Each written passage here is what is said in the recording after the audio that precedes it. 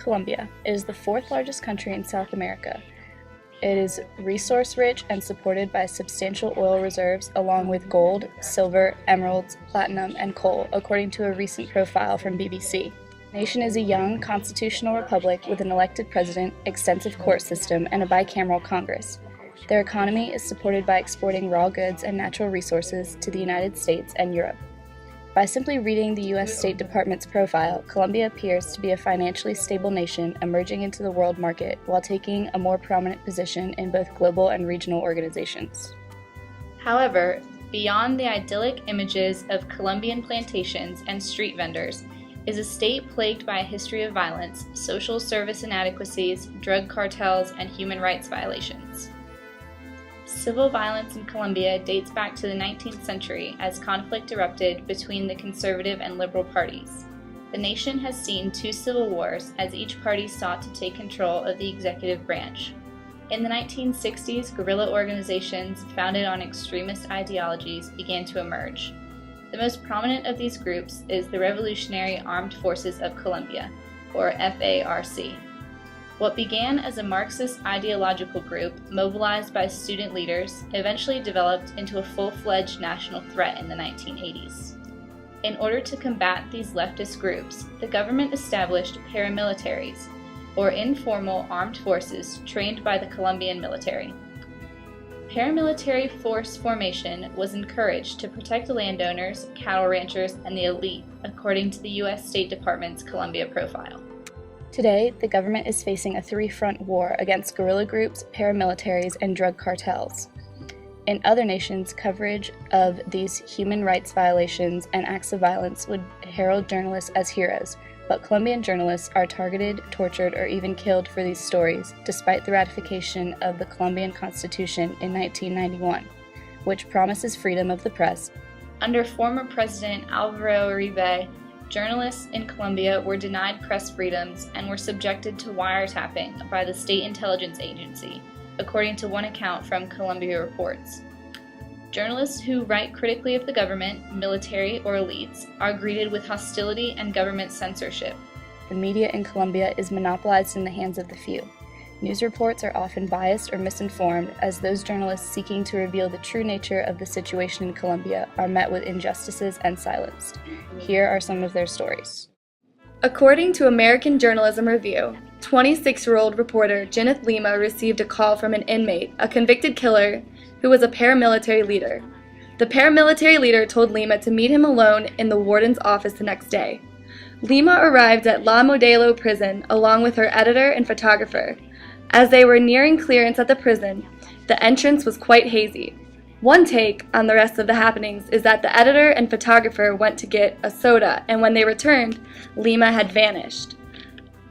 There were no screams or signs of violence. Later that night, a local taxi cab driver saw a young woman crawling out of a dumpster, bloody and tied up. Police reports show that Lima was admitted to a hospital around 8 p.m. Her recollection of the visit are described as the following: biting, acidic odor as dizziness overwhelmed her at the prison entrance. A man with shiny shoes and a scar over one eye hissing, "Don't look up." Black masked thugs threw punches at her 5-foot-tall frame. As if being beaten wasn't enough, Lima was also gang raped. The 26-year-old remembers being pulled by her hair and told to, "Pay attention, we are sending a message to the press of Colombia." According to Reporters Without Borders, journalist Luis Eduardo Gomez has recently been murdered for investigating the 2009 murder of his son. Gomez was due to testify on behalf of links between a paramilitary group and local politicians. Reporters Mary Luz Avendano and Gonzalo Guillen have been getting threats for their investigative reporting. Avendano had most recently received threats after her article on links between criminal gangs and certain sectors of the police. Guillen has received threats after the release of politician Ingrid Betancourt, who was held hostage by the FARC guerrillas. Paramilitaries continue to threaten democracy and civil liberties. One paramilitary group, the Black Eagles, has been on the Reporters Without Borders list of predators of press freedom for years. The organization, Reporters Without Borders, reports injustices towards journalists in Colombia and around the world. Any journalist in Colombia may be in danger if they are reporting on any negative government, police, or paramilitary publicity. According to Reporters Without Borders, journalist Vladimir Sanchez Espitia had to flee the southwestern region of Colombia after showing a documentary of police brutality of protesters in Gigante. He had fled after being accused of acting against the security forces and being paid by the FARC. The Gigante area has a large paramilitary presence. Paramilitary groups are so powerful, foreign corporations have even hired them to help with protection. Familiar with Chiquita brand bananas? The Cincinnati-based company did business with the United Self-Defense Forces of Colombia, known as AUC, to help protect their land.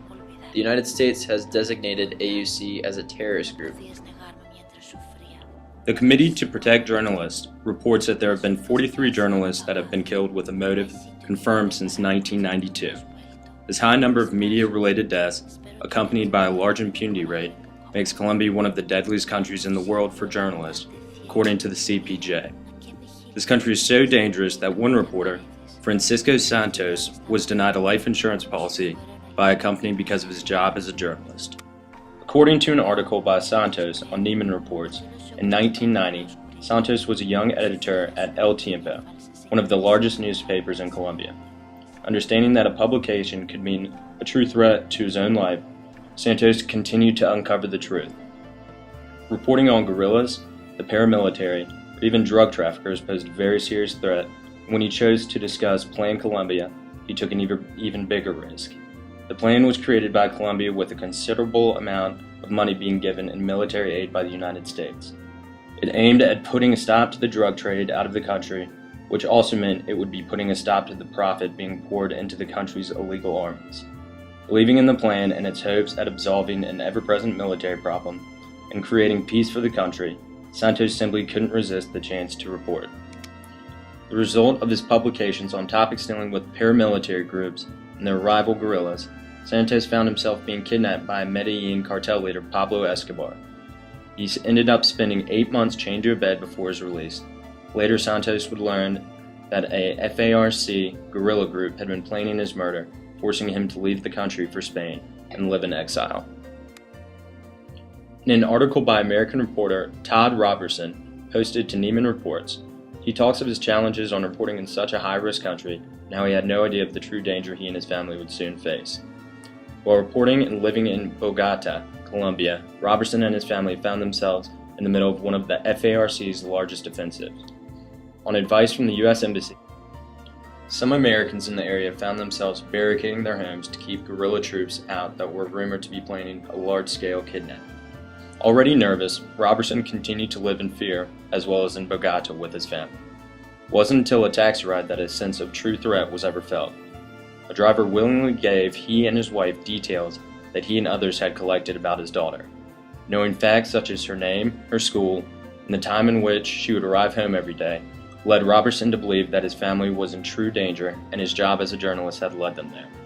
He began receiving prank calls on a daily basis, and one that was so unsettling that he and his family felt forced to leave the country and head to the safety of Panama. Since this ordeal, as well as countless others, the safety of journalists has become a large part of being able to achieve a successful story. It's clear with a corrupt government like Colombia's, even the most innocent member of their society can become a potential target. Your threat of endangerment is only heightened when your role in society is that of a journalist.